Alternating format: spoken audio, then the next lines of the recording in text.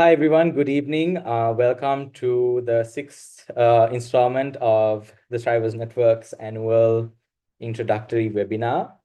Thank you for taking time off your restful weekends for this event.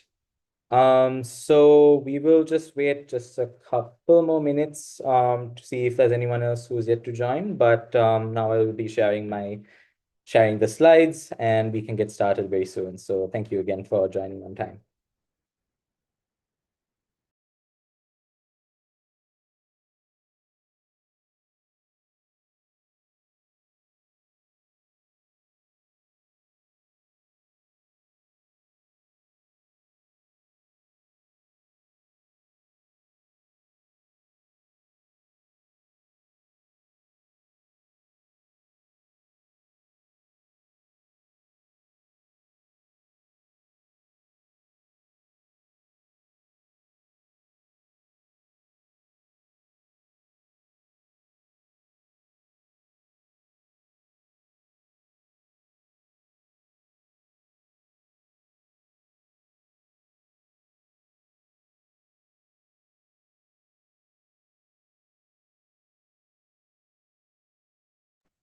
All right, so it seems like we can get started. We only have 2 hours and we have a lot to share with you all. So I'm just going to go right ahead. So once again, welcome to the introductory webinar. We're going to start with a little bit of housekeeping, just so you all know how to interact with us, etc. So y'all may have gotten a notification from Zoom that we are streaming this currently live on our YouTube channel. This is just because we have been getting a lot of inquiries saying that they might not be able to join our webinar live. So we want to kind of record it and preserve it on our channel as we usually do. So this means that if you do unmute yourself and speak, you will be recorded.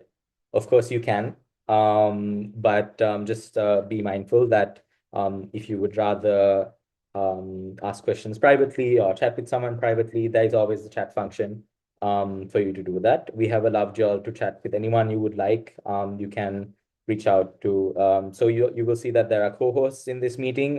Those are past scholars who are happy to share their experiences and advice with you. So feel free to ask them questions as you see fit. You will obviously be hearing from them very soon as well. At the end of this whole webinar, for the final 10 to 15 minutes of our webinar, we will be having an interactive Q&A session. If you have something very pertinent that you would like to ask while we are going through the slides, you can ask the question through the chat function, but we ask that you wait until the Q&A session to unmute and speak, just for the sake of getting to the slides as fast as possible so that we can focus on the stories, the questions, and everything else.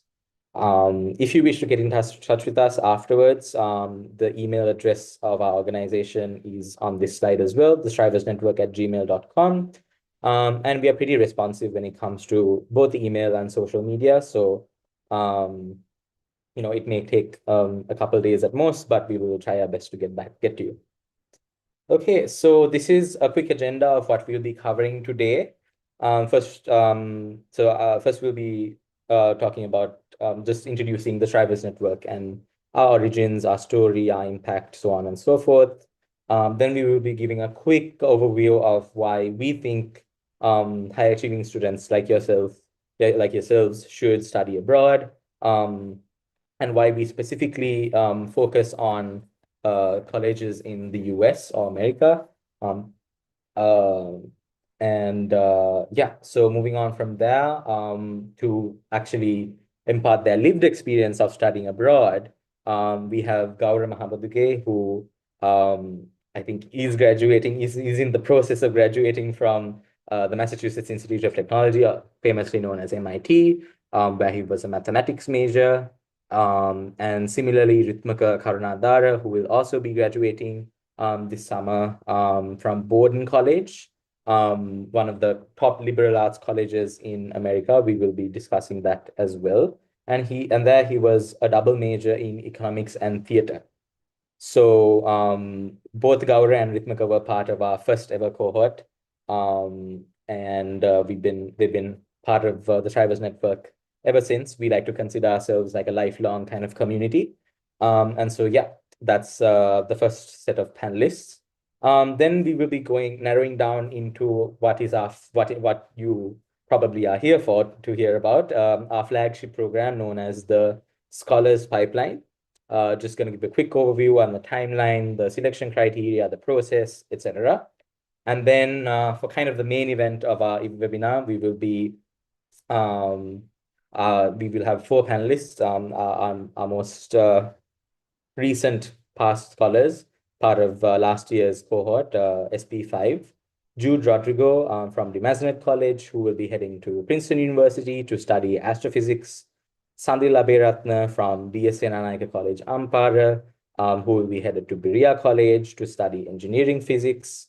Senita Senaratna from Anand College, who will be headed to Washington and Lee University to study quantum computing, quantum physics, as well as mathematics. And lastly, Thenura Vikramaratna from DSN Introductory College, Colombo, who will be headed to Singapore to study at Nanyang Technological University to study physics and applied physics. And then lastly, we're going to go narrow down even further and talk about the SP6 application in particular, give you some tips and tricks on how to make the most of your application.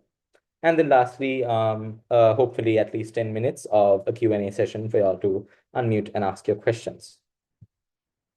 All right, so I will be your moderator for today. I am the founder and executive director of the Thrivers Network. My name is Vijay Sekara. I'm currently an undergraduate student at Yale University, studying psychology and statistics and data science. Here's a little bit about the Thrivers Network and our story. So personally, I got into Yale University in 2021.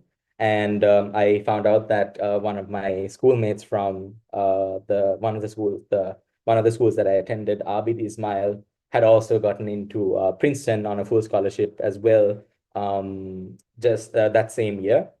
And we also already knew that there was a senior from our same school named Sundaragiri Iliyanage, who was going into his second year at Harvard University.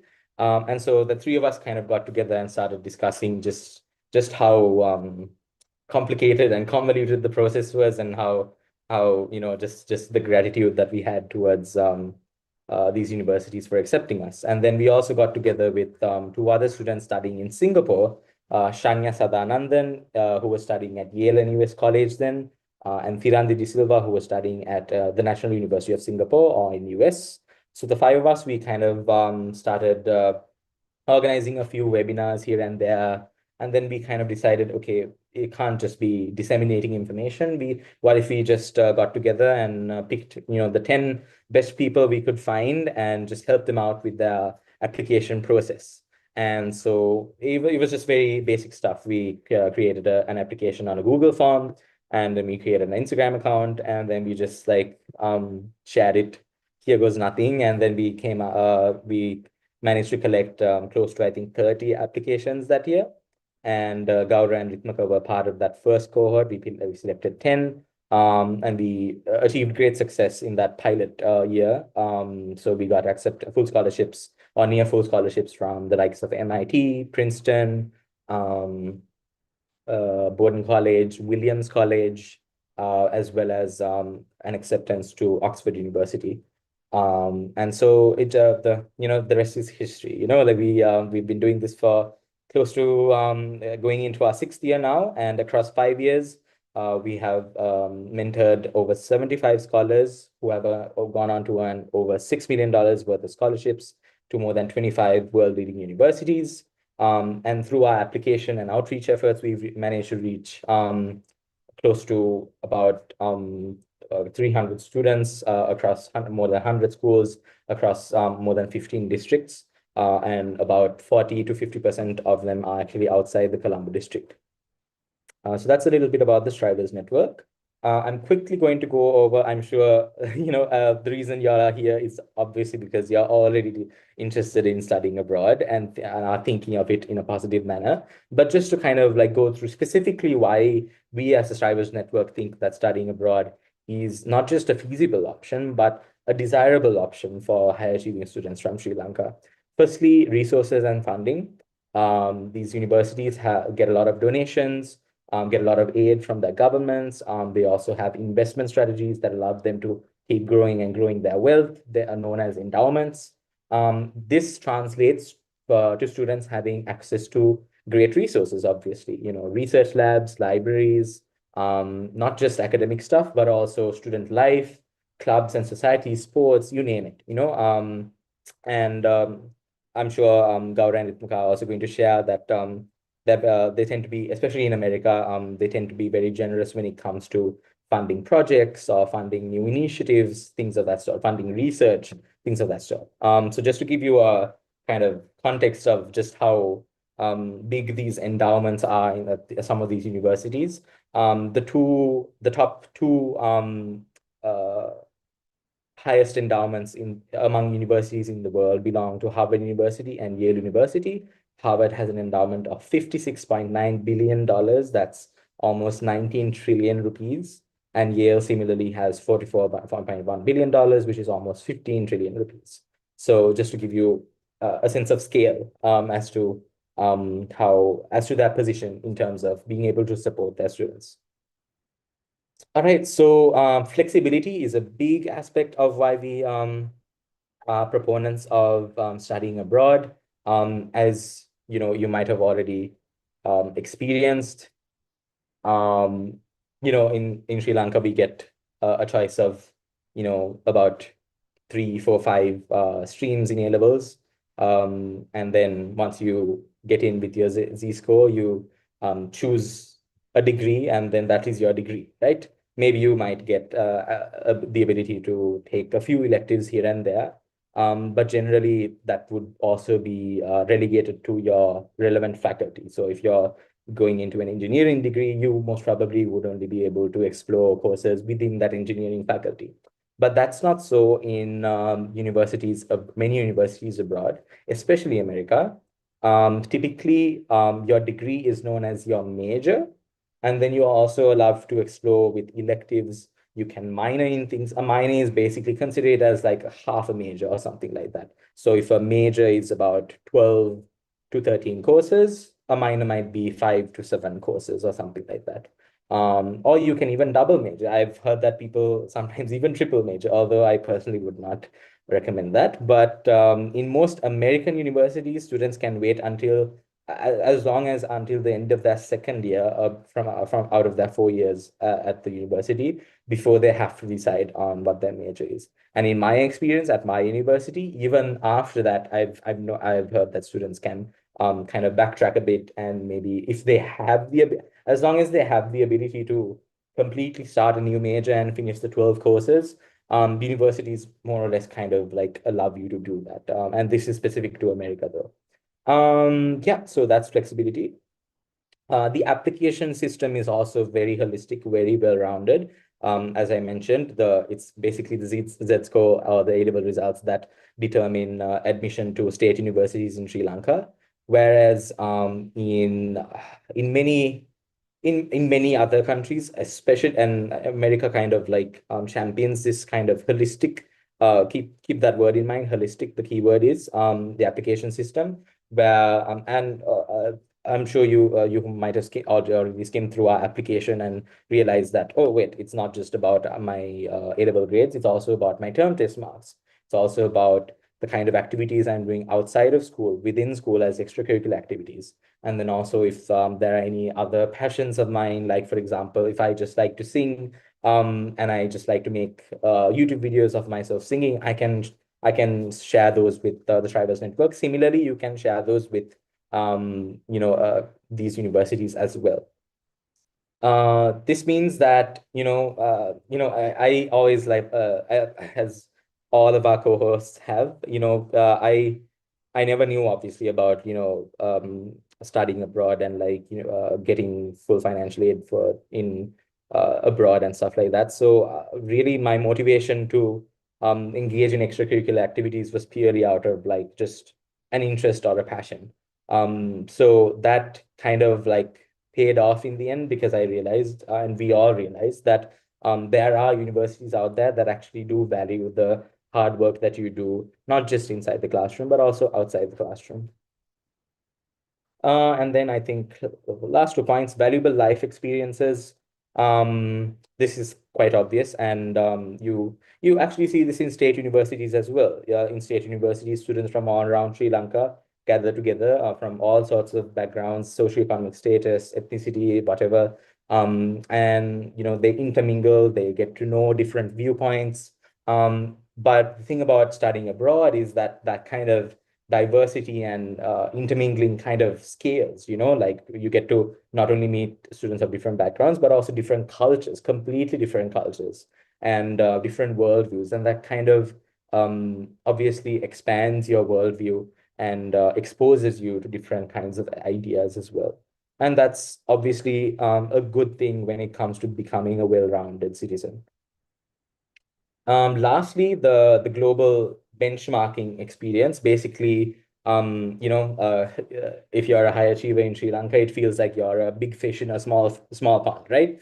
And in my personal experience and in most of our scholars' experiences as well, going all the way, let's say to America and like going to a big university there, like it feels kind of the inverse. You feel like a small fish in a big pond. And you kind of need to try hard to like find yourself within that community. And that kind of challenge, I think, really offers a lot of opportunity for growth. And specifically when it comes to like networking opportunities, making friends with just different people, different ideas, experiences, all of that. So it kind of goes uh, hand in hand with the valuable life experiences point. Okay, so real quickly, why study specifically in America? Because universities in America verifiably are among the most well-endowed or richest universities in the world, they naturally are able to support students financially way more than other universities might be able to. So, for example, there are about 10 universities in America that are need blind when it comes to financial aid policies. What need blind means is that whether you need 100% scholarship or whether you can afford the full tuition, your application will be considered equally and will be given an equal chance, and you will be in a level playing field. And if you get in needing 100% scholarship, for example, you are guaranteed to receive that 100% demonstrated financial need. And in many cases, you can even appeal for more financial aid. If your financial situation changes, you can appeal for more. So they're very flexible as well as generous when it comes to financial aid. International students at Ivy League universities and most other top universities in America make up around 15% of the cohort every year.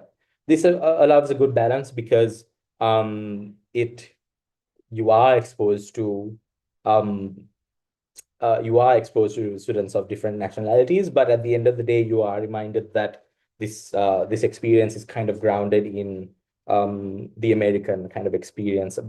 That's not just, that's you get a lot of different viewpoints from America within America as well. So it allows for great diversity, therefore. Yeah. All right. So now to the fun part. I'm going to introduce Gaurav Mahapaduge, who just graduated from MIT. He was in the class of 2026, studied mathematics.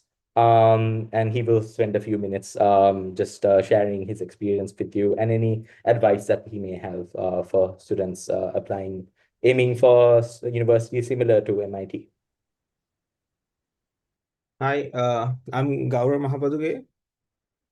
So yeah, as Ravi said, I'm a senior who's graduating this month from MIT, and I majored in math, and I also have two minors, one in CS and one in economics. Yeah, if you start from that, yeah, so you do get some flexibility for sure. in US universities. You can do minors, majors, and even inside your major, you tend to get more flexibility than most places I know. So, for example, yeah, you will have some required courses, but I would say most of your program is kind of self-selected. So you get to focus on things that you are most interested in, and you got to try other things as well. So this kind of does help, in my opinion, because in my case, I got the opportunity to do like graduate classes also as an undergrad. I think that helps, and yeah, you will get a chance to maybe start research early, which did happen in my case. So I think this is one of the big advantages of like a big research university with like a lot of grad students and postdocs. You will have the chance to do undergrad research, and I think it matters a lot if you want to go to grad school, especially in STEM fields. Yeah, so I did do undergrad research here, and I also did undergrad research like elsewhere as well. So like one of my summers I spent at Georgia Tech doing undergrad research. So you get opportunities like that too, and that helps in your um, grad school application. Yeah, to be honest, like I have chosen Georgia Tech to be my grad school, and like my summer there did help, and I have a good relationship with the professors there, and I know their research very precisely. Yeah, so in my undergrad days, yeah, on research side, yeah, I did three papers. I'm pretty happy with them right now, and you also get good guidance for grad school application and things like that.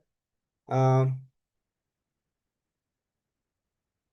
if I want to talk about something that's more on the lighter side, so yeah, you get a lot of like opportunities to do extracurricular stuff as well. So I was part of something called HMMT, which is like Harvard MIT Math Tournament, which is a thing for high schoolers where MIT and Harvard students come together, and they're the ones who are making the test and administrating it. That was pretty fun. Yeah, and I also play cricket for MIT. It's not a large community, but we do have a team and we do play in the nationals. So like we are kind of semi-serious about that, I guess. Yeah, and there are things that didn't fit like in my path, but like that helped a lot of other people. So for example, internships. It might be a difficult thing to find internships sometimes, but I think to some extent, like being from like a big research university does help you in that process. Um, yeah, and like you would see like recruitment events from a lot of companies like every week. Either from big tech or like quant finance firms or now even AI. Yeah, so this is a thing, and I think yeah, a lot of these universities also have money to throw like and like for things like if someone has a project that might be a startup, they tend to be like a lot of support.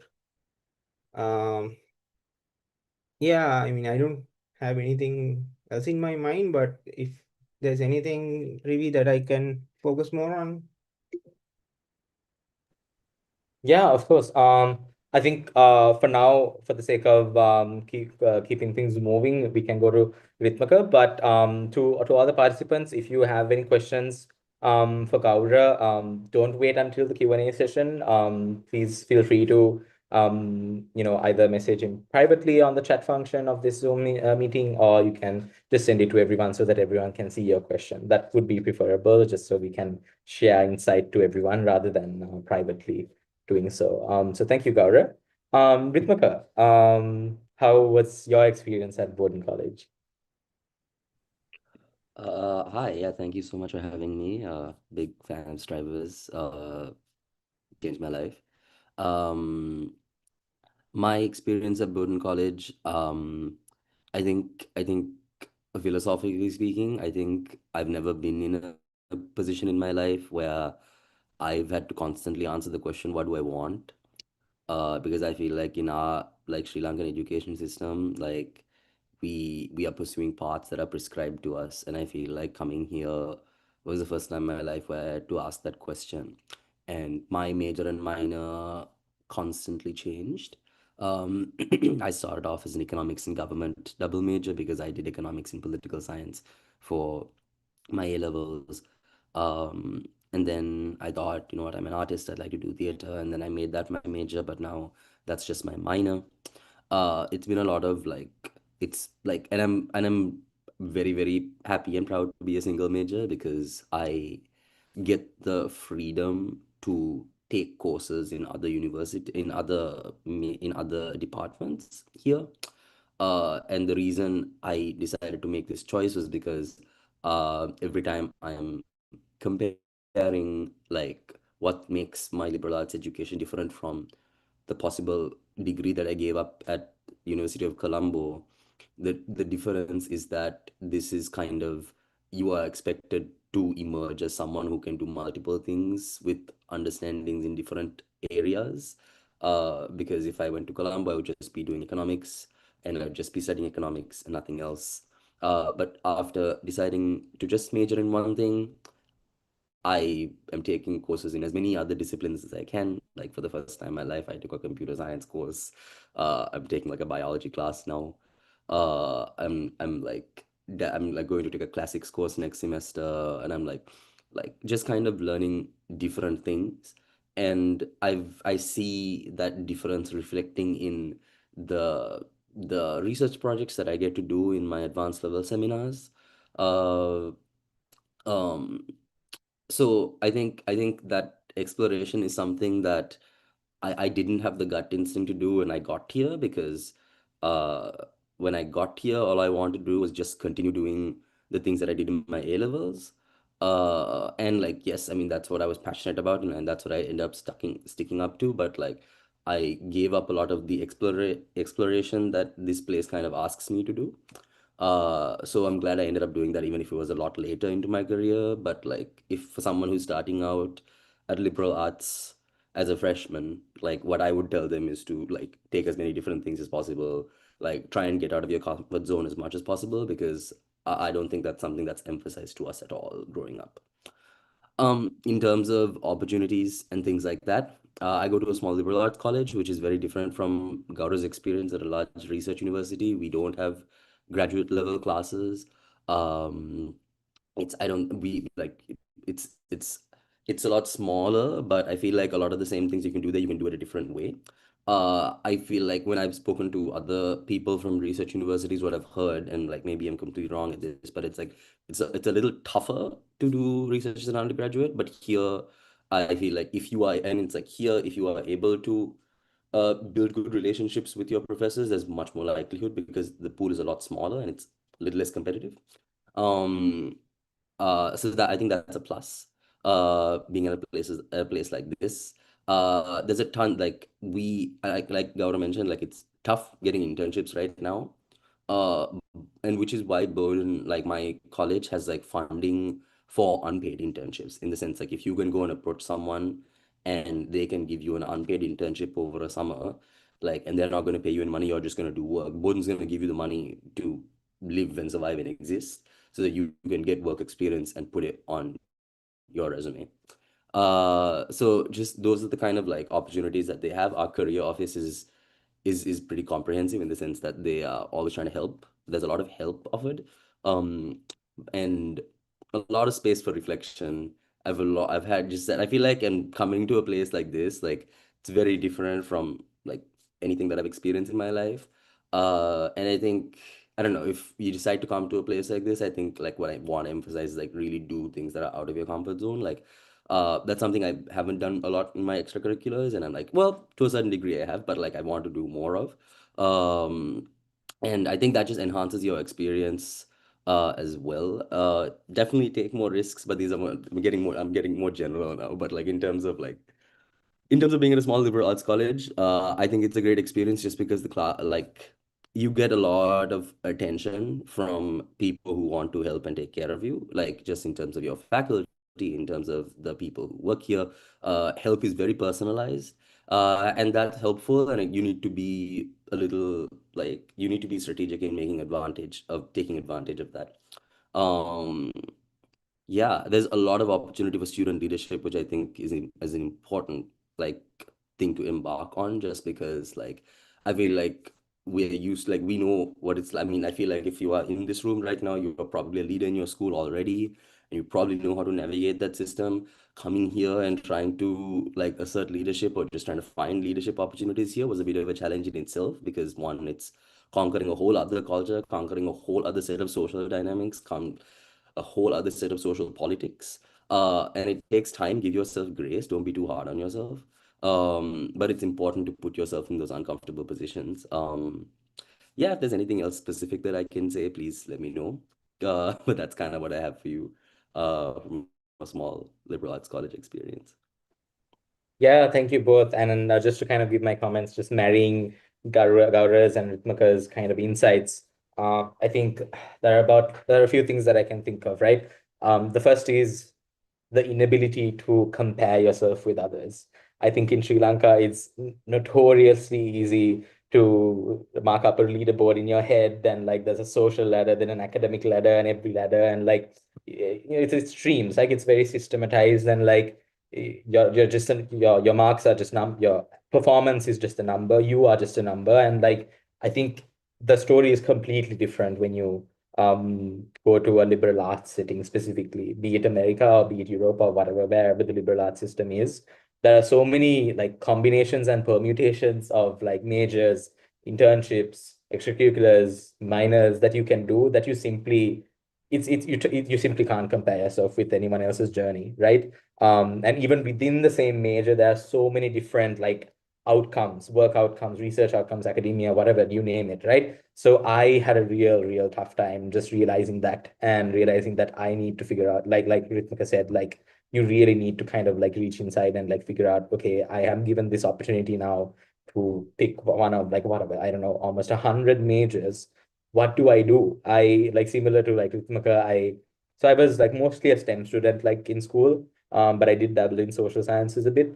So I went in thinking I'm going to be computer science and economics. And that changed to like what ethics, politics, and economics, and that changed to like all sorts of majors. And then finally, I came to psychology and statistics and data science because I personally realized I want to like kind of marry the social sciences slash humanities with like skills related to statistics and data science. But I think my point is like maybe you can use this time before you actually end up at the university and having to figure it out. Maybe you can use this time to really figure out what it is that you really want to do, not what your parents want you to do, not what your school is telling you to do, not what your teachers or society is telling what you want to do.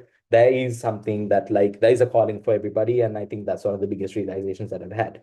Then it's I think the fact that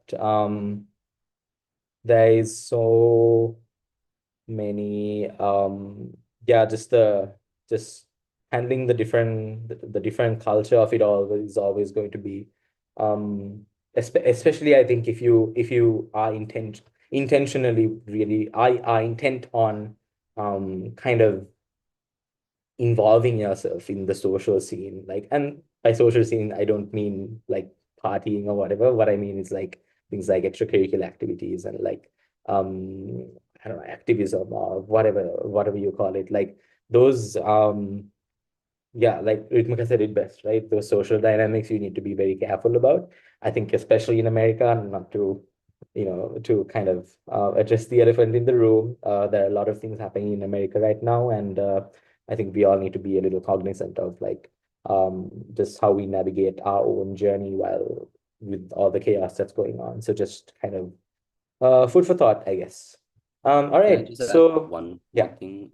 Just to that, like also, guys, like I think it's becoming increasingly important to be able to network, just like across the board, whether it's amongst your peers, whether it's with your professors, whether it's with alumni who like are going to be the people who will potentially give you opportunities. And like I think like navigating like the social experience experience within college is just going to translate to how well you do with networking, and that could be in Sri Lanka or it could be in any other place in the world. So like I think it's good to be a little bit more intentional about it from the very beginning.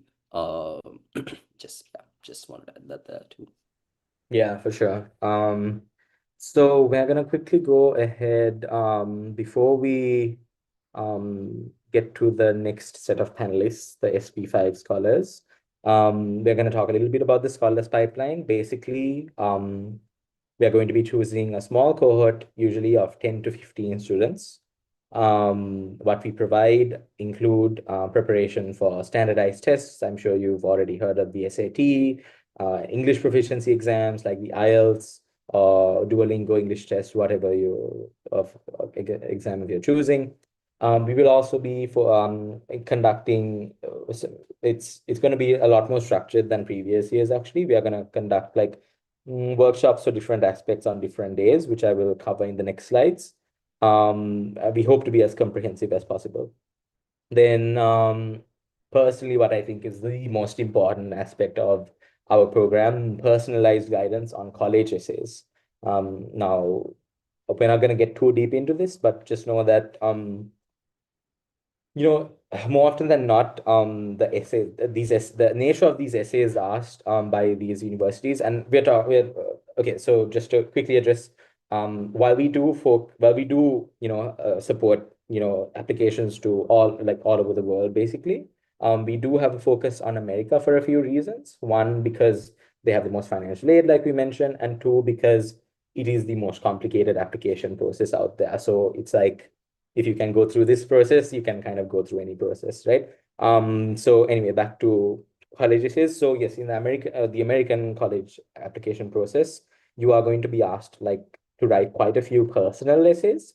By personal essays, what I mean is you need to reflect on your life and your past, and then also project into the future in terms of what you want to do.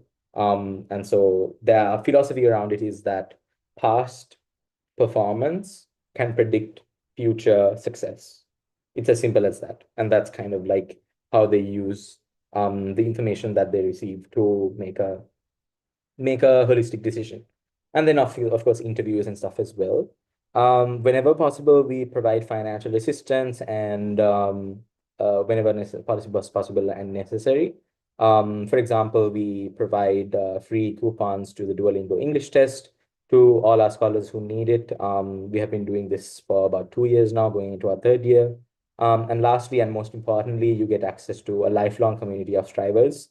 Yes, it's just a WhatsApp group, I know, but we have, our kind of vision with the Strivers Network is that, well, what we saw is that a lot of these like high achievers from Sri Lanka, they tend to come from they tend to head abroad like alone and by themselves, and they kind of lose that aspect of lose the kind of roots that they have through community to back to Sri Lanka. And the idea is that if we can nurture a sense of community and network, as the name suggests, of high potential Sri Lankans, students, academics, entrepreneurs, all sorts of people, there's a lot good that can be done through that. So that's the Scholars Pipeline. Real quick, the major components of the Scholars Pipeline for 2026. So I'm not sure if I mentioned before, but program will start. I will go to the timeline first and then get to the components. So basically, as you may have already seen, our early deadline is on the 23rd of this month. The reason we have an early deadline and a late deadline is so that all applications that we receive before the early deadline, by the early deadline, will receive comprehensive feedback regardless of the acceptance or the rejection. So it's simple as that. If you would like, for example, if you are not able to get into our program this year, maybe you can try next year, and that feedback that you receive from us will be very important. So the final deadline will be June 6th. Then we will conduct a deliberation period over 2 weeks and release decisions on June 20th. Then 2 weeks from then, July 4th, we will conduct in-person orientation. And then from July to June of next year will be the entire program. So pretty much 12 months. Now the components. From July to January, we will be having 14 Scholar Saturday sessions. So obviously on Saturday evenings. This will be generally like covering like all sorts of aspects of the application, from standardized tests to essays to interviews to something called demonstrated interest, which, you know, if you're curious, you can ask us what that means, but like all sorts of aspects of, you know, applying.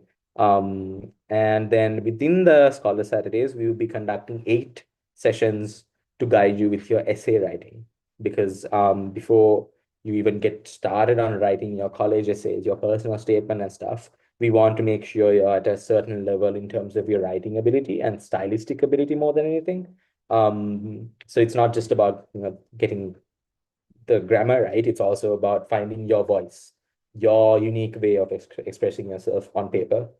So that will be August to October. Then on Sundays, we will be having SAT workshops. We will have a few dedicated SAT mentors for this. That'll be 8 sessions from July to September. And then lastly, I will be the head advisor, and one of the most significant parts of my role will be to check in on all of every single individual in the cohort individually. I will be doing this every 4 weeks, 8 times from July to January.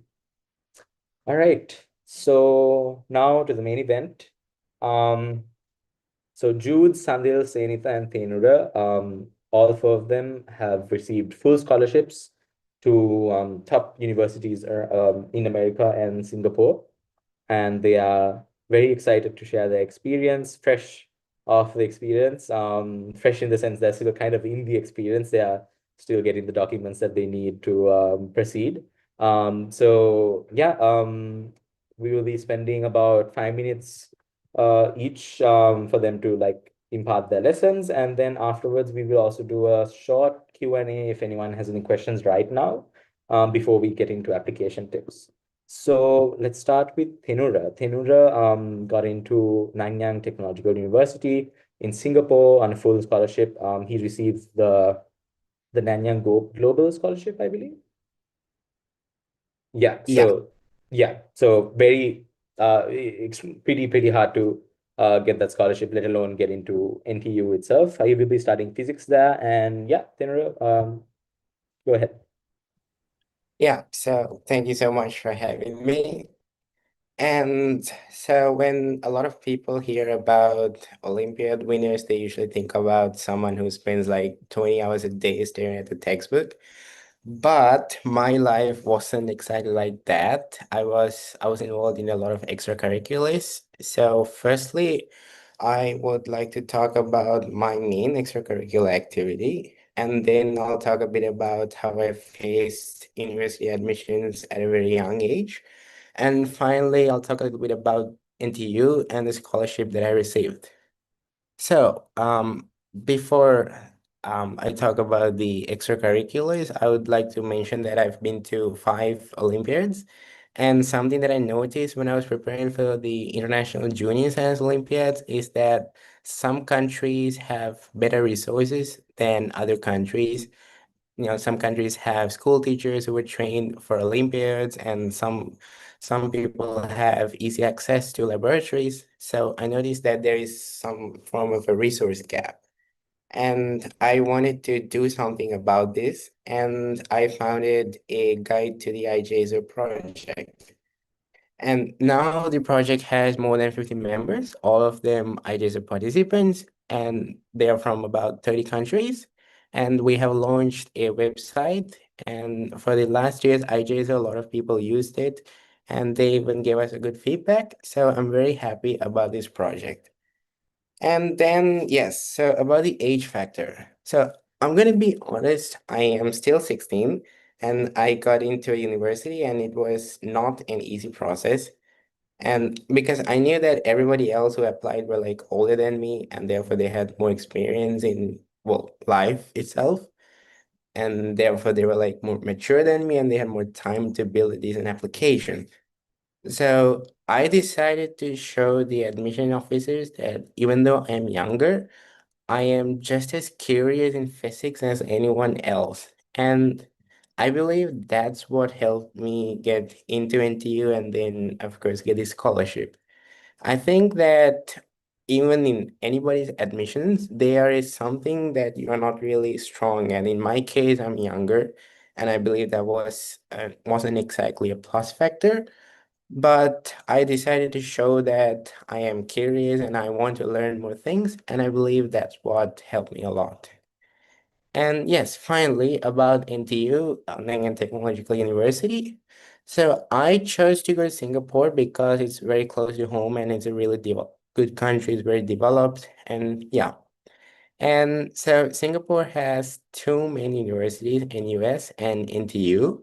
And out of these two, I picked NTU because NTU it's more modern and it has a very large Olympiad community, and that's why I chose NTU. And about the scholarship, the one I received is called the Nanyang Global Scholarship. It covers my tuition fees and my cost of living. So basically, I don't have to pay for anything, and I'm really glad I got it because I definitely needed a scholarship.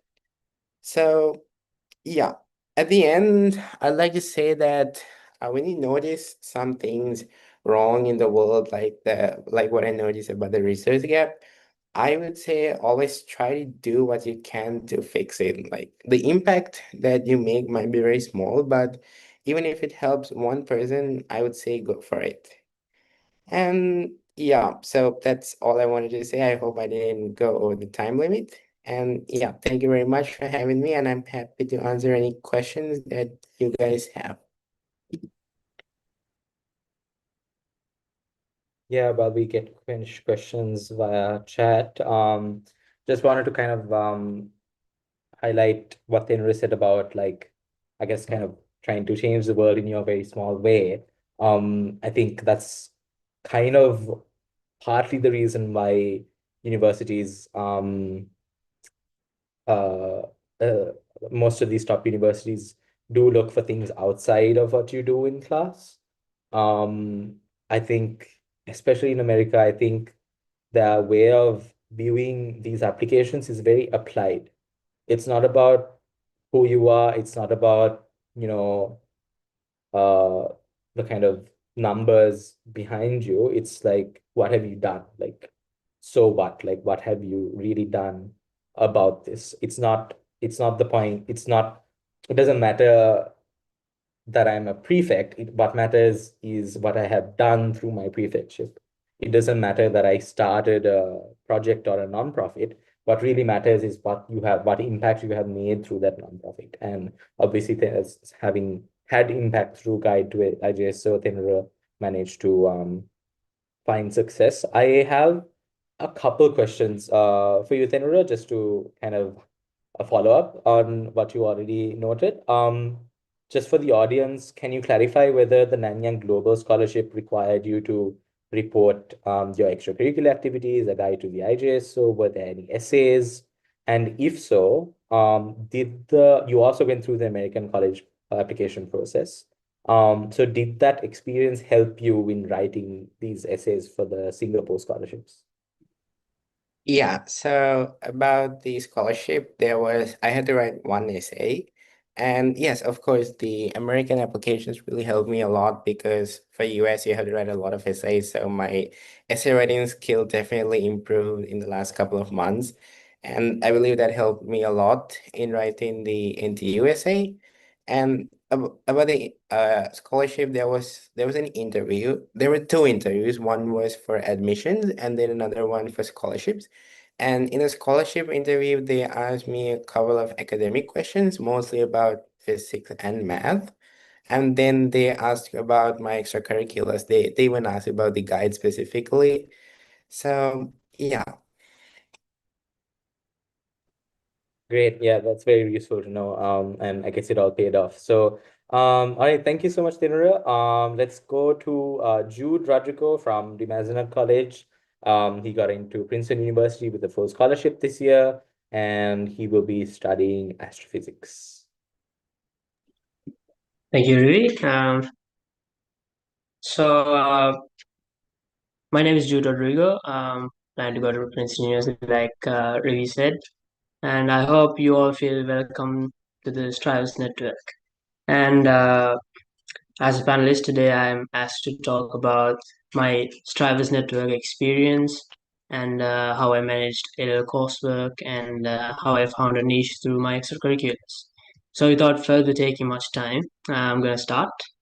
So talking about the Strivers Network experience, I don't have any other words to say than that it is amazing, because in this college application you can do it alone. There is the possibility, but it's very complicated. And if it happened to me that I happened to do it alone, I would have given up right away, because uh, the Strivers network simplified a lot of things actually. And one of the most important parts of the Strivers network is that you get personalized attention. And I even got a mentor assigned just for me. And that's how personalized attention you get at Strivers network. So there were mentors for uh, essay writing, recommendations and documents, SAT, English language tests, and one of the most important uh, help support I got from the Strivers network was counseling, I guess, because at the beginning, even though I started, I got selected, I was nervous about this thing, about this college application, because it was so complicated. So I had doubts and I was about to give up. And I think Rivi must be laughing in the background, because he's the one who told me that I should try out this year, and if it doesn't work out, you should try again next year. And it turned out to be fine. Thank you, really. Okay, so that's about uh, uh, the Strivers network experience. So I'll move on to the how I balanced a coursework. Sorry. So I am actually doing GCE A-level uh, physical science stream, local syllabus. As you may already know, that's one of the most demanding subject streams there is. And I had to balance that with chemistry, physics, and combined mathematics, which all of those three are demanding subjects. And at the same time, I had to do these college application, write essays, get documents, uh, all these things, which was very, very demanding.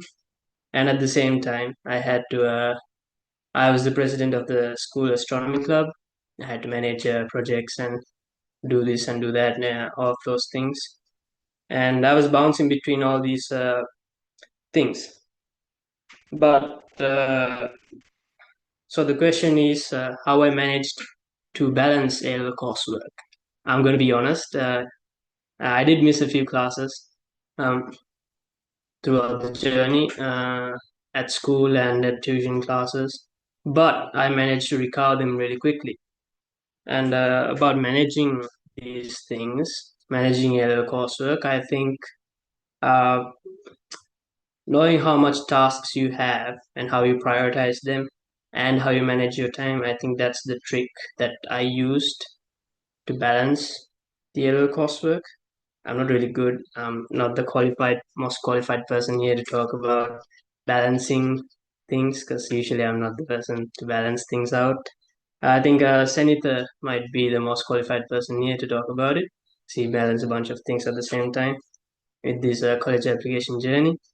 And but I think I managed my A-level coursework and the US college application pretty decently, because at the end of the day, I know all of these things are important to my life, and I think the priority gave me a reason to balance these things out. And so yeah, that's about it for my balancing A-level coursework. I'll move on to the next topic about finding a niche or a spike. So you might be wondering, what's a spike? So basically, it means making your application based on your biggest strength. and it can be anything. Like let's say you play piano, you play at performances. In terms of achievement, you play uh, at hospitals in terms of community service, and you have impact and achievements both. And it's your strength. Music is your strength, and it can apply to anything, absolutely anything. I believe it's people, even beekeeping can be your strength. And so in my case, it was astronomy, and I love astronomy. I did it since I was a kid, and I think I have a pretty decent amount of achievements in the astronomy field. I did national Olympiads and got a pretty decent rank there, and I participated in some international competitions, got a few places there, and I got the chance to do sorry, and I got the chance to do excuse me, I got the chance to do research on astrometry research on double star systems with a professor in Japan, and I got the chance to. I was a part of the team that got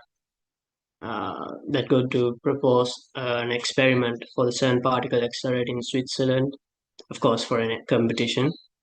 And aside from the achievements, I think having an impact is also very important.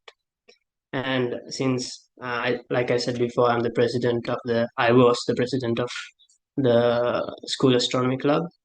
And since I love astronomy, my guidance principle was always to share the beauty of the cosmos with everyone I meet. And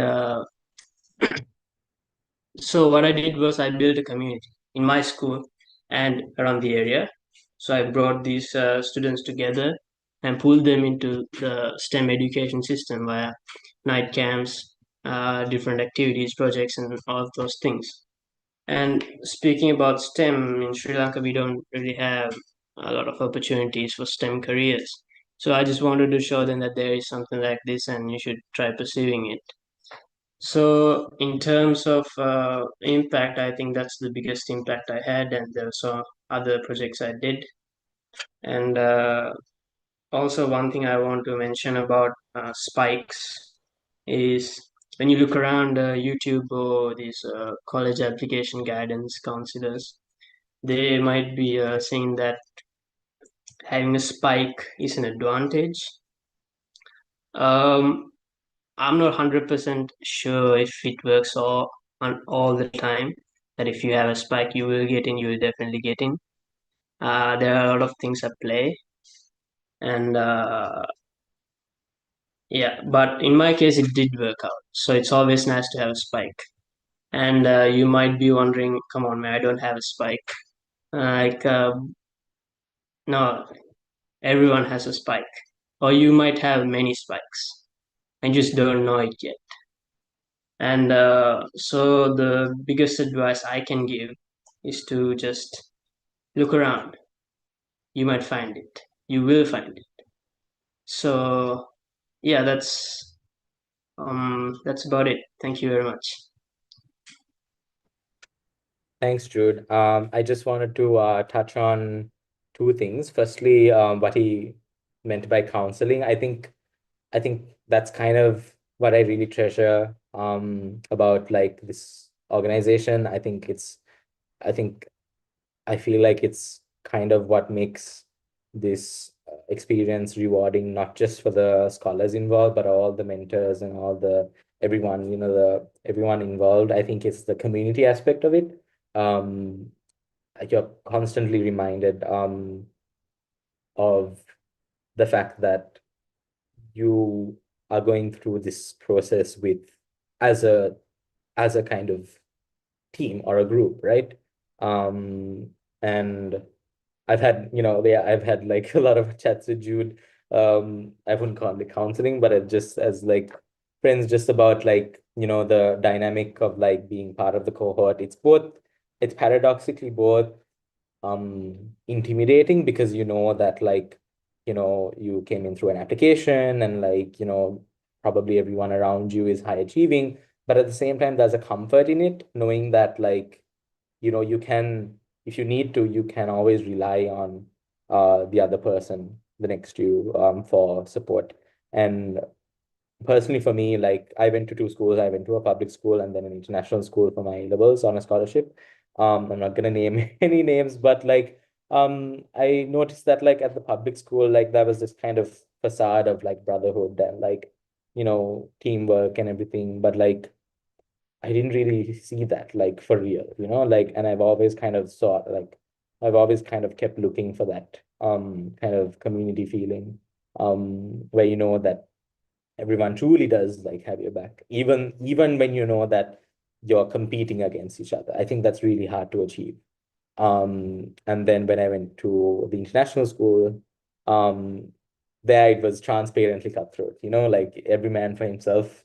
No sharing essays with anyone, no, anything like that. It's just you're by yourself. Maybe your guidance counselor, if they like you, might help you, and that's it.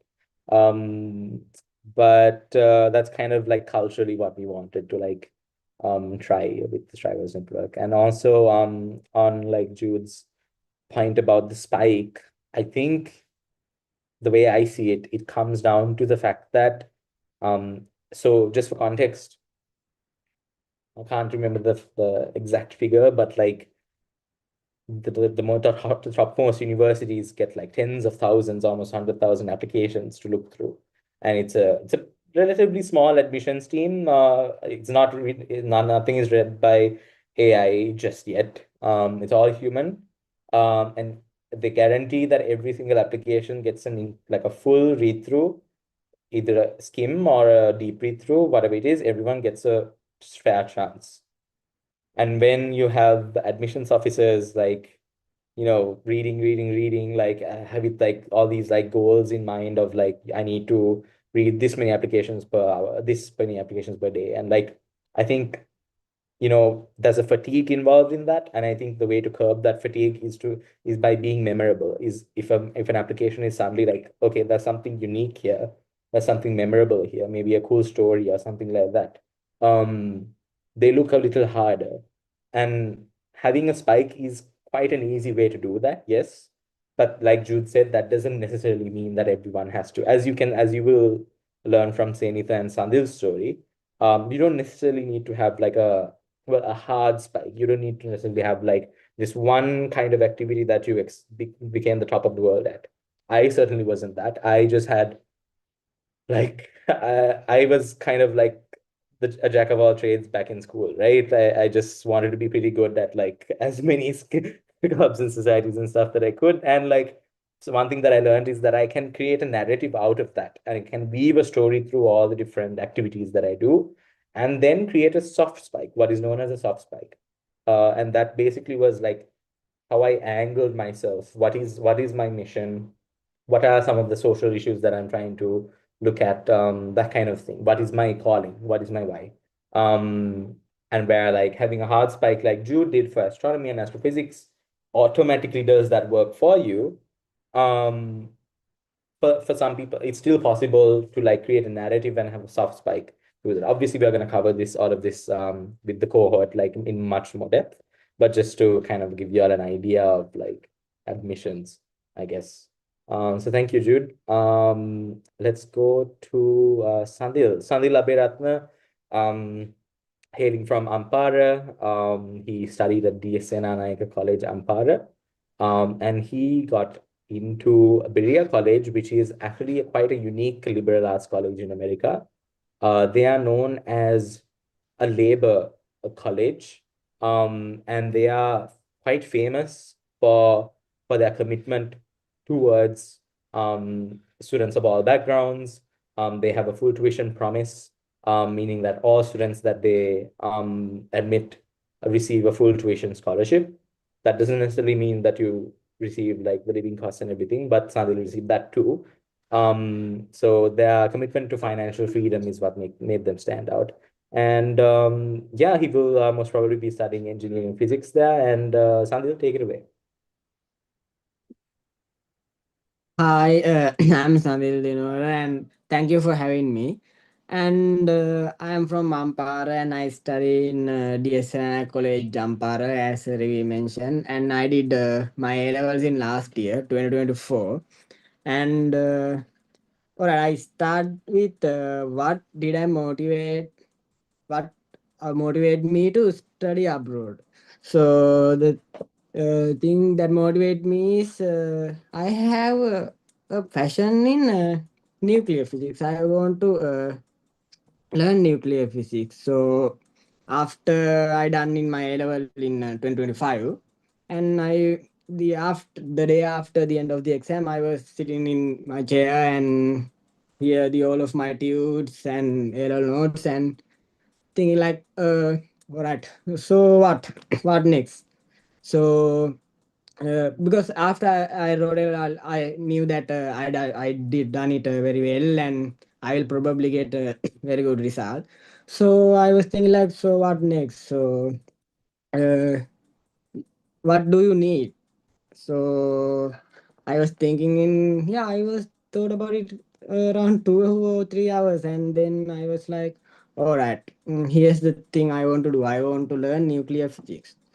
So then I opened my laptop and searched and realized that Sri Lanka doesn't have good nuclear physics program or nuclear engineering program. So that is what motivated me to study abroad. So then the next question, how can I study abroad? Because actually I don't have much money. If you spend money, I mean, you have to spend $1,000s to study abroad. So definitely I need a scholarship. So how can I find a scholarship? So those are the questions that came up to my mind after my A-level exam. And I already knew that the students with Olympiad medals and high achieving student can get scholarship. At that time, government scholarship also announced. But I am not that kind of student. Actually, I knew about Olympiad when I come to my A level. In my during my O level, I doesn't even know about what Olympiad was because I am not much academic student during my O levels. My O level is I mostly spend on playing games like Fortnite, Free Fire, and I'm from Ampara, so in my area has a lot of wilderness, rivers, lakes. So I just hang around boys and camp in there and swimming in rivers. So that is how my O level time period is spent. So I am not class topper during my A level. So not during my O levels. So yeah, so I didn't even know about those academic word like Olympiad and so then done my O levels and came to A level. After came, I realized that okay, now I have to be serious. In these 2 years, grade 12 and grade 13 is not that simple like grade 6 to 11 because now you have to be serious, you have to be responsible. Uh, so I become serious and study hard, but also at the same time I do a lot of extracurriculars. Even in the my O level time period, I do a lot of extracurricular activities, not for sake of scholarships. I didn't even know about those scholarships, but I like it. So I like those I like to play music, so I did music. I like swimming, so I did swim as a sport. So that is what I do, not for sake of scholarship. And also during A levels I uh, limit my extracurriculars but not stop them. So I also do swimming and yeah, do my A level and able to get best A level result in my school. And I ranked 7th of my district Kampara, and my island rank was 722. So yeah, it's not a big island. Like I'm not island first, so I'm not even within the island 100. So usually government scholarships were given to students rank island, see, yeah, 1 to 100. So I'm not that kind of a student. So yeah, but I never thought about that. And yeah, I do research. So I do research, and then I realized that when it applying for US colleges, they there's a process, there's a word called holistic admission, as we mentioned. So I become pretty interested. So what is that? So can someone like me doesn't have any Olympiad or the very bright academic history can get scholarships, so can get to US universities, and I do research, and then I found that in when it comes to US colleges, your stories matter.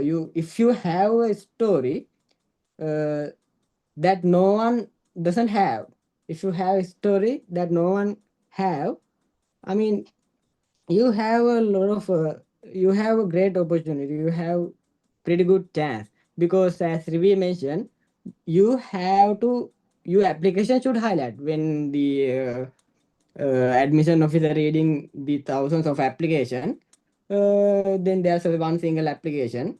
If he remember that, then definitely you will get into college. So because humans reading those applications, not robots.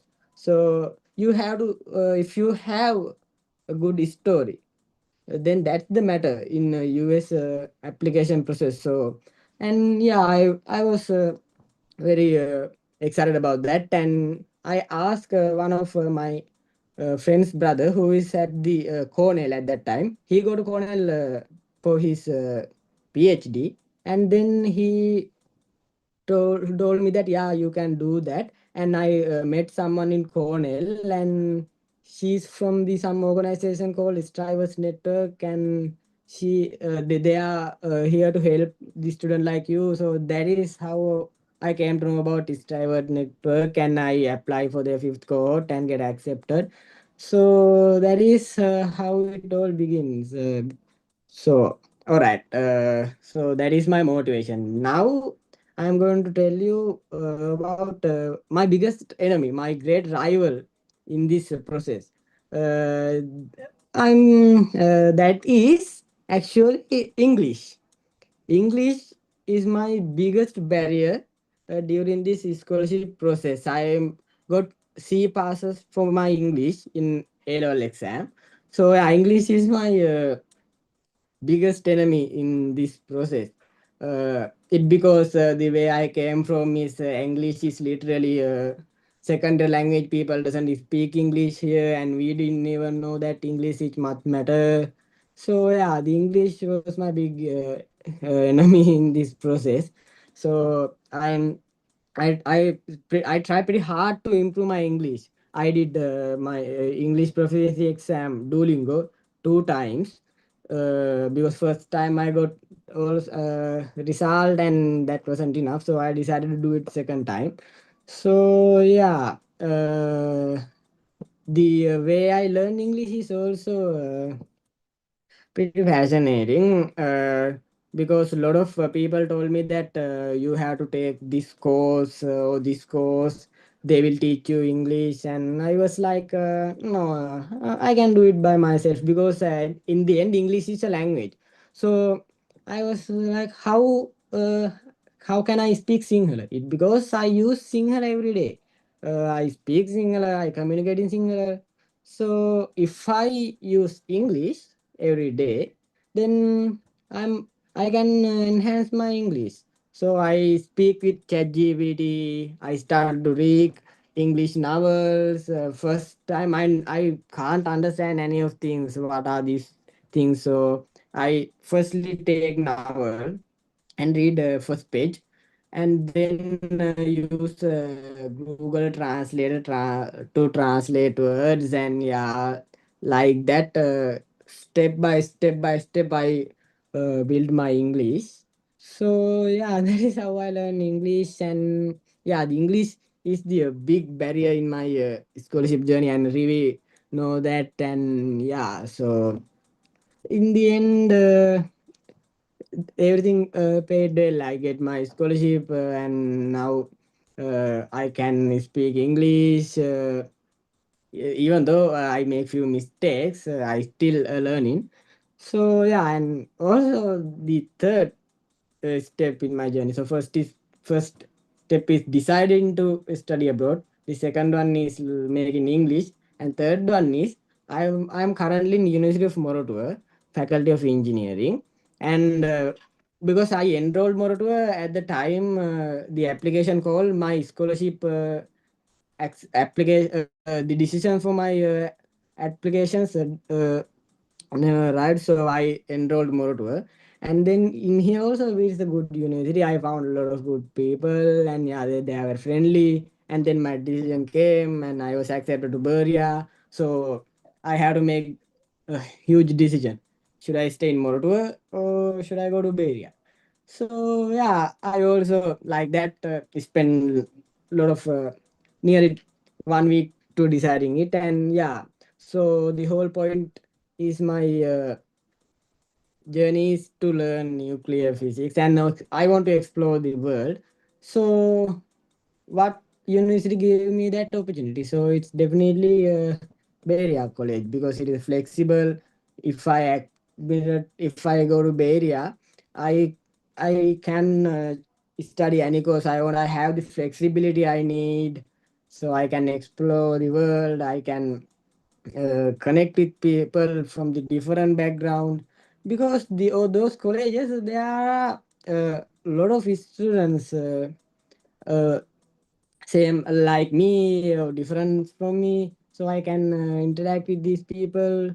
So yeah, I make my decision. I should go to Bay Area. So yeah, that is how it goes. And yeah, do you have any questions?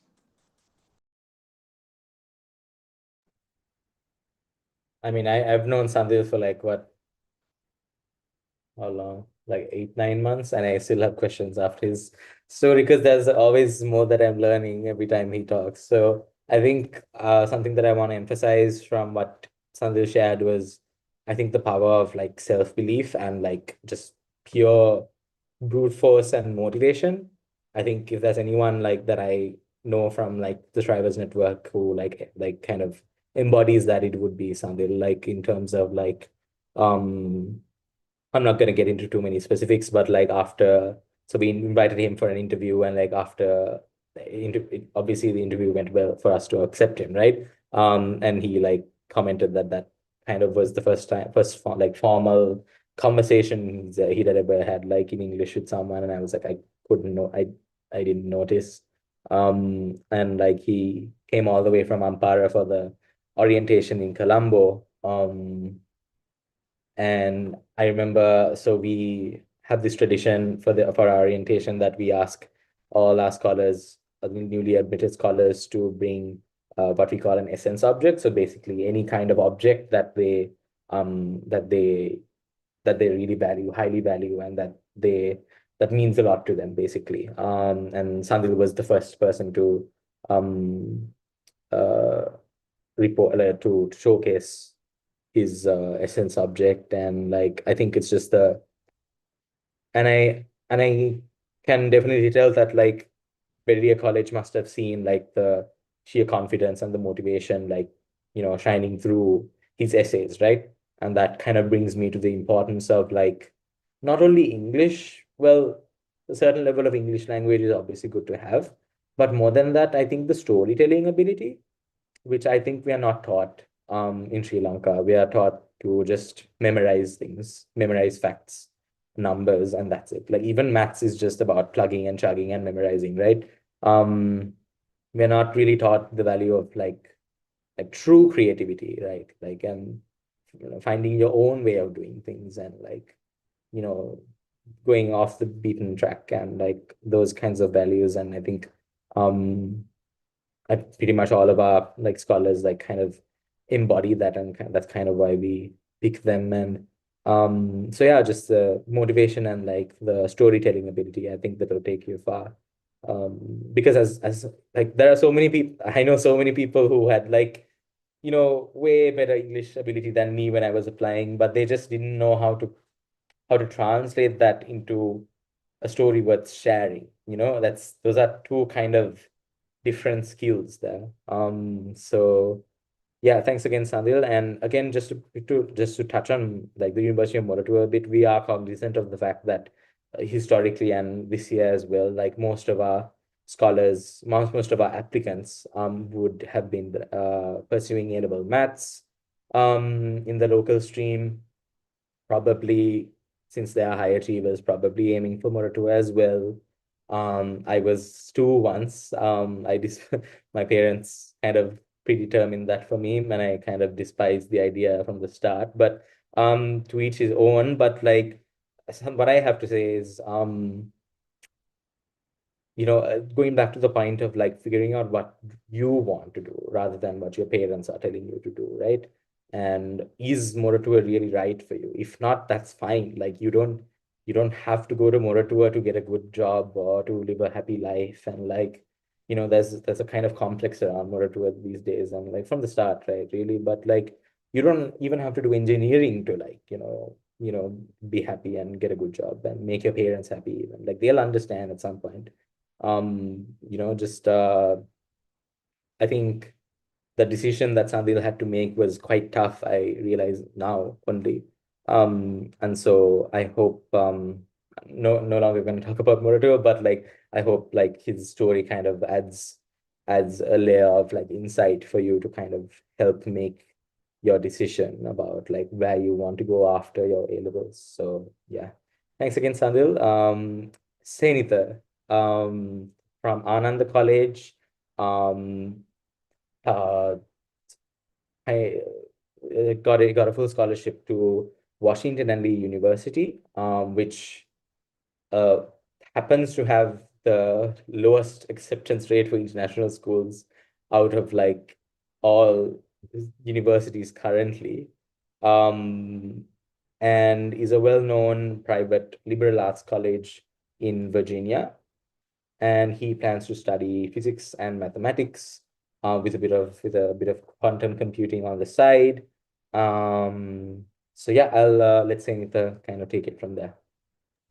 Hi, Ravi. Hi, everyone. So I'm Zainita Senaratne, as Ravi said, I got selected in Washington Lee. So I'm from Ananda College, and so I really wanted to share like how I was able to manage my work with all of these, like especially college applications and A levels, and also I have done two A levels, meaning I've done local A levels here as well as London A levels. So just to say, this decision was not like nothing was taken just for the sake of applying for university, because while I was doing those, I never even knew about that we can apply for scholarships or universities like this. It was just for the sake of like it was just one of my decisions. So if I'm about to tell you my story, like so we were doing O levels during the COVID-19 period, which of course exams kept postponing again and again. And I was never really the kind of person who was stick to a syllabus, who was like, okay, you need to know this out of syllabus. Like I was never kind of the person. But then during O levels, I sort of restricted myself without exploring out, because like we have to like very exam based conditions. So we have to be very on the point, like on the marking scheme. Okay, study marking schemes, do past papers again and again. You have to do three times, four times. So because of that pressure, I never really went out of my sort of circle. But then once O levels finished, I was like, okay, so this is the time for me to explore everything that I've been wanting. Because when I was small, I knew that I had the passion for maths. Like I really loved maths since I was like grade one, and I had like until my O levels, I was just a normal student. Like I was doing my academics great, and then I had music on the side. I'll talk to you about that in a minute. But I was never really like going above something required, or just for the sake of passion. I was never really doing anything.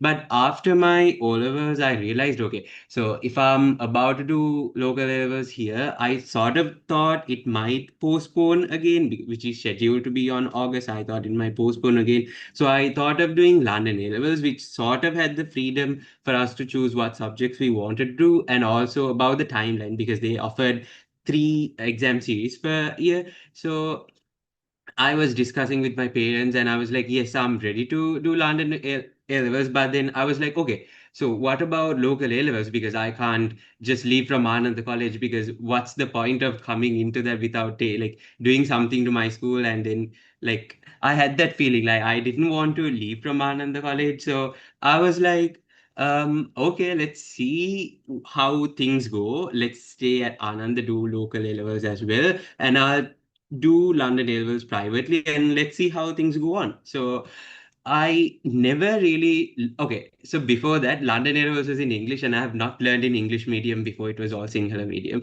So I was like, I took the textbooks, I downloaded these resources that I had, and then I had just one person who had done London A-levels who was in an international school. So I got some teachers from them. And then it was never really learning, okay, this part is for London A-levels, this is for local levels, this is how you should write the answer for this is how you should write for this. Like it was just, okay, so my subjects for London A-levels was math, further math, physics, chemistry, and locals was also combined math, physics, chemistry. So it was never really learning this for a specific stream. It was just learning math. And one thing that I wanted to emphasize is I learned that in my very own pace, meaning I had the textbooks for myself and I use my laptop so much. I use like Khan Academy, I use so many resources and I studied at my own pace. And that was like one aside. And then I had my school and classes going on the regular pace. So and also like some local students like watch recordings, do early like cover syllabus. I have never really done that. This was just exploring and doing exercises. And during, so about 5 months passed, I'm talking like 5 months into my A levels, then only I had known something called Olympiads. Just as Sanil told, I had never really like even heard about Olympiads before. And like I was passionate about math, so I was like, why not give this a shot, right? So I mean, and then the very first year, I remember, so I was not going into the path of physics. It was mainly about math. So I remember I went out for the first selection test for the math Olympiad pool. And then I was very happy that I was managed to answer all the questions. And then I came home and then all the answers were wrong. So I was like, okay, I'll give up this, or else I might not be able to focus on anything and end up doing like nothing. But then, okay, so I continued my A levels, and then we know like London A levels has exams in 2 years, meaning first year also you have one, second year also you have one. So first year I was I did my exams normally and then I got all A's and everything.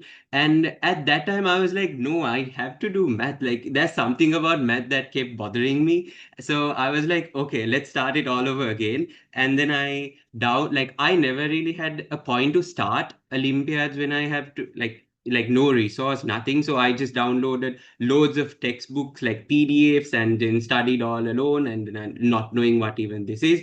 But then like it was this time, I'll tell you, like one day in a week I'm having London A level classes and then local A level classes, and then also myself studying, the time that I have for myself to go beyond what is required.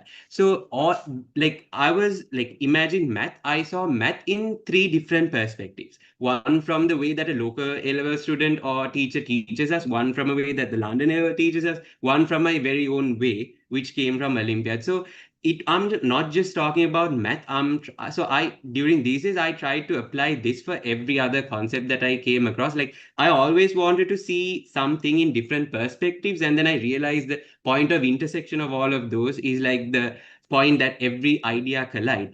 And that was another thing that I wanted to talk about, especially about arts. So lots of STEM students have, I would say, some passionate about arts, but some like some doubt to pursue them because of A levels, or they're having A level classes and everything. But I never really stopped my passion for art. So to tell like an introduction, I was playing piano from 4 years old. So not piano, I was starting from keyboard, and then I like it was again no teacher, just playing different keys, and my mother taught me the first song, and then after that I just realized again, okay, I have like this story keeps up like popping in every sort of scenario that I started. So music also, I started this like to play a piece just by listening, and then during COVID, I sort of was introduced to classical music, and then that was a very fast and then very exciting journey. And then at the same time, I was introduced to pop music and I was able to rank national second in classical music.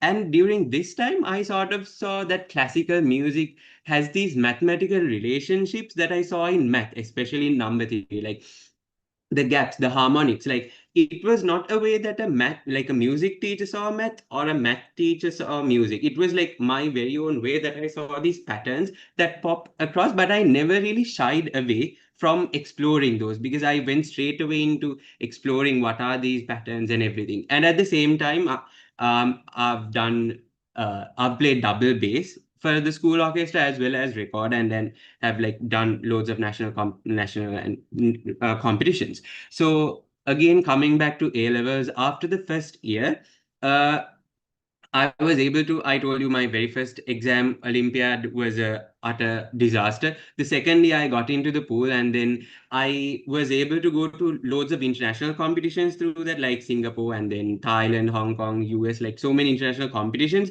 And like I'm telling you, one day I have in the morning I'm having this physics Olympiad, right? And then in afternoon I'm having my local level physics class, and then in the evening I'm having my Gustav Mahler piano competition, and then in the next day I'm having my London A level class. So I never was exhausted by any of these things because this is what I wanted, right? This is my balance between arts and science that I wanted. And then I also have this personal time for myself where every day, regardless whether the neighbors, like my neighbors, wake away from the sound of the piano or everything, every day I have to play the piano in order to get my relaxation, or else I really don't think I would be here if it wasn't for that balance that I seeked out. Or else, and yeah. So during Math Olympiad, I was also interested in Chemistry Olympiad, and this year I'll be going to the International Chemistry Olympiad as well. So I've never, even if I stopped A levels, even if I like got selected into university, I'm still continuing my passions for everything. And during this times, like during my second year for A2 levels, meaning in London A levels, my mathematics teacher passed away for London A levels. We had a really personal relationship, and there was a personal reason behind this as well. So I was like, okay, I have to do something to that person because he really affected me in a very personal way. So I thought, why not use my music knowledge to the service of the community? So this is the way that I got introduced into doing music therapy to Alzheimer's patients. So Alzheimer's is like a subsection of dementia, so the forgetting disease, to be uh, just an introduction. So I started like volunteering to help these patients and also play music. And I'm telling you, they had this very like happiness and pleasure to see that a young person helping like some people bringing their memories back through music or whatever form that we had. But I realized this was not just volunteering. I was not giving my talents for the sake of community. I also learned something very very, I would say, a bit leading towards philosophical, but it was very important to me, which is what I turned into my common app essay. So I saw this perfection. So I saw this sequence that I saw in math and classical music. Everything was order perfect. But when I came into this Alzheimer's patients, when I was hearing their stories, them like repeating everything again and again, like I saw that this imperfectionism into the society, because before that I was not sort of exposed into the society like this. So in my essay I sort of discussed how I saw this friction between perfectionism and imperfectionism, and how I learned to embrace it. So not just escape from what we don't like and then be in our comfort zone. So during the same time I was doing my second year levels, and I was able to get the highest marks in the world for math as well. So after that, so this, I'm telling you, I only stopped my local A level classes just for the like 1 month that I had my A levels. And then right after that, I came back into A levels and I quickly covered up what I missed and then started. And then during this time, I was having my college applications as well. So we have loads of essays to write, letters, and so many things that we need to do, including SATs and IELTS. So because of what I've done before, trying to combine things that seem disparate, I sort of figured out this is my like to balance everything out, right? So it don't try to overpack yourself. Rather, I was able to identify myself, and then not just identify but push myself to the limit, like to to go above the limit, like go above what we can. Because like so I realized I was always going out of the path that I was required to do. For example, like local A levels might be the most important thing for a student, but then in my case, it was just one part of my whole journey. Music was a very big part, Alzheimer's was a very big part, London A levels, Olympiads, and at the same time, I was interested in math and physics. I came across a subject called quantum physics, and I researched all about the mathematics behind that as well, which is way out of the syllabus. But still, I stuck to that, and then I wanted to see what are the applications of quantum physics, and then I came across something called quantum computing, and I researched in Sri Lanka, and then I didn't get many resources that in Sri Lanka. So that's why even if I didn't have any resources from my previous experience from starting things from alone and then growing them, I started this independent research project, which through the help of Strivers Network, I was able to sort of formalize it with a mentor. And so that was also another part that I was able to explore. And in Washington, really, I'm expecting to do research about quantum physics and quantum computing. So in my essays, I sort of showed how I was never really, are you this or this? I was this and this who saw something in like in a totally different way. So that's what I wanted to emphasize. And also I wanted to emphasize through the sense of community. Like when I went through my application, as Jude said, like spikes, I realized, okay, I had something related to STEM that was not math, that was math, physics, chemistry, everything. And then something had arts that was not just piano, that was piano, double bass, and recorder.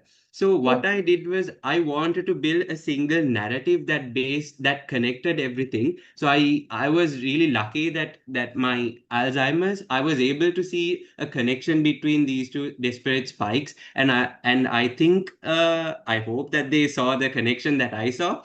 uh, so I would say for this, just try to be yourself and try to be unique. Just don't go in a predefined path that someone else expects you to go, but rather like complete what is required, also go beyond, go to your passions and whatever extents you want to go.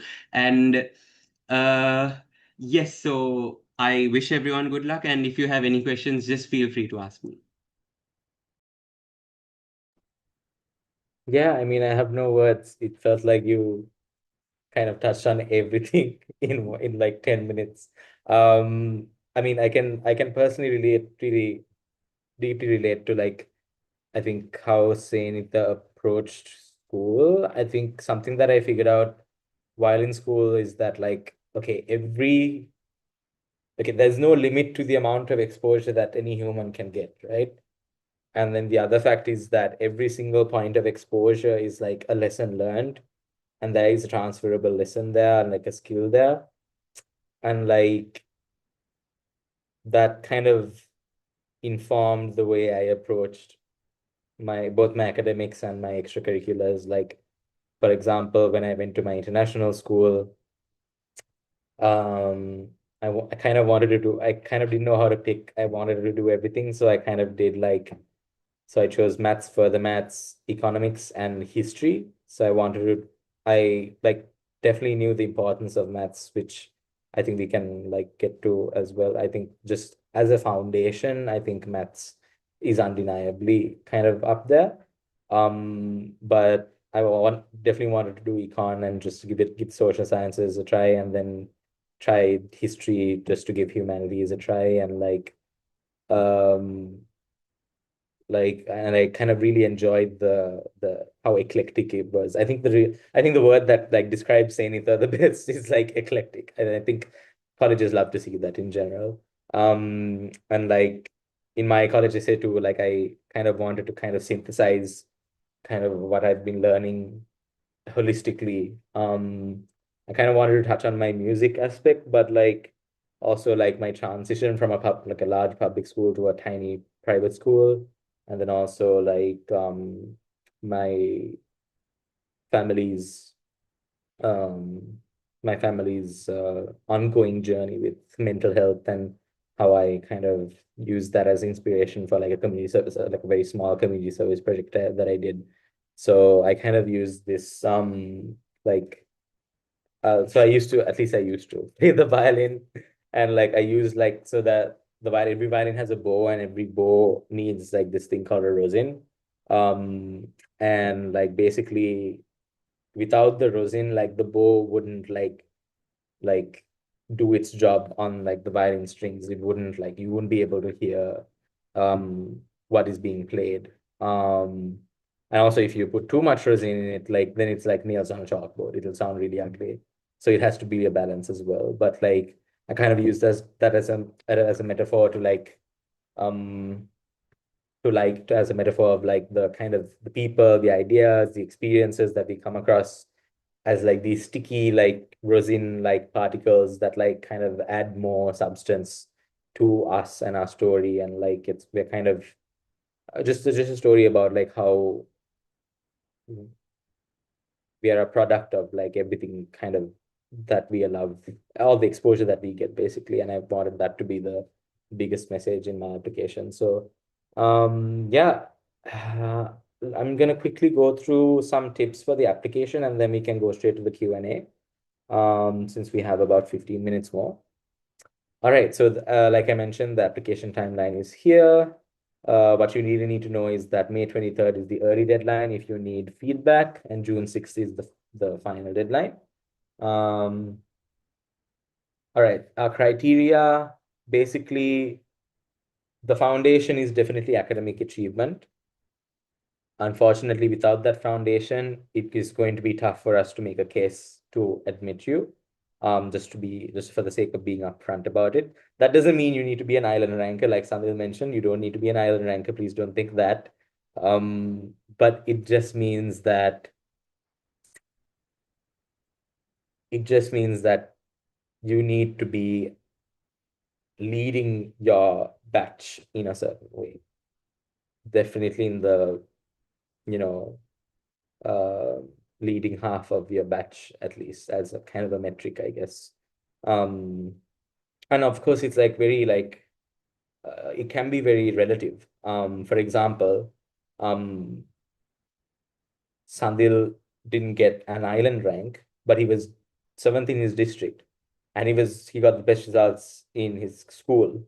So that context really matters, and I'm sure it mattered when Beria College was thinking about his chances. That's academic achievement. Academic achievement, as you will see on the application, if you have not already looked through it, like is not just failable results, it's also O-level results, it's also term test marks, it's also your academic references, things like that. And then extracurricular activities, leadership positions, other kind of volunteering work, anything with meaning. Students from under-resourced backgrounds, we do tend to kind of contextualize it based on their background. As you might have seen on our Instagram post where we mentioned like the different criteria. So selection, it's basically an application and an interview. You probably already have access to the application. And then if you are selected for an interview, we will reach out to you, and most probably those interviews will be conducted definitely it will be conducted in June, in the first half of June. So just keep looking at your inboxes. All right, some tips. Just be honest about your story. Don't try to be pretentious about it, or don't try to misrepresent yourself, basically. It'll only look inauthentic, and we really value authenticity. We're not looking for perfection, we are not looking for the best, we are looking for good fits and good stories and authenticity and stuff like that. We get like so many applications of people wanting to go to NASA, or like, all these kinds of things, which is great. I mean, I'm sure like, NASA would love to have you, but like, let's take a step back and think more like, think more about your past and like your more immediate goals maybe, and like obviously dream big, but you don't have to sound perfect is basically what I mean. we generally accept, well, all scholars in our past have needed at least a 90% scholarship. Most of them have needed like a full scholarship. So your financial and contextual need is considered. Talk about leadership, volunteering, tutoring, reading. Oh, and another thing, American colleges in particular, well, they do consider family responsibilities as well. I mean, I understand that there may be students whose parents or parent might be ill or just needing help in any way, or maybe they have younger siblings to look after, need to babysit like cousins or something. Those kinds of things are taken into consideration as well. Because at the end of the day, like colleges just want to know more about you and how you've been using your time, right? So how have you been using your time? Right. I think a better way to articulate what I was saying about the whole NASA thing is like try to be specific about your dreams, right? Instead of saying I want to study abroad, I want to work at NASA, try to think of what you want to study, why do you want to study it, and most importantly, the application of it, right? What do you want to use? What do you want to do with that discipline or field or education, right? The specificity really matters. Proofread, clear, sincere writing matters. And lastly, like I mentioned, apply by the early deadline to receive feedback. All right, that is the end of our introductory webinar. Thank you so much for joining. And now for the fun part, I'm going to stop sharing my screen and also stop